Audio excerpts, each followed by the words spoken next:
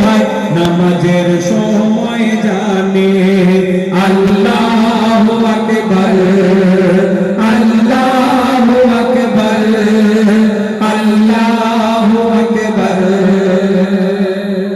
আমরা এখন দেখবেন আর কিছুক্ষণ পরে ফজরের আজান হবে, তারপরে দুপুরে দেখবেন জোহরের আজান, দিনে 5 বার আজান দেওয়া হয়।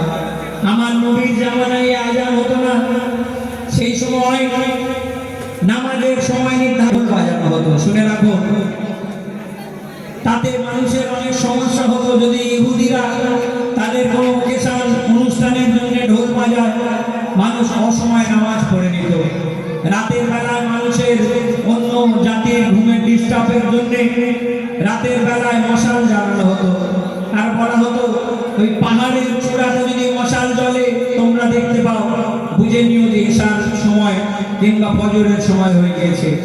আমার লেখক লিখলেন, ও গো প্রথমেতে হতো না নামাজ আজানের আগে,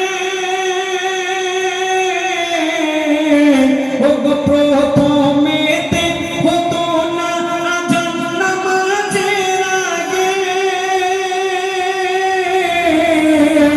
শোনো কি হতো তখনকার প্রাচীন যুগে, কেউ বাজাতো বাঁশি পাহাড়ের চূড়ায় গিয়ে,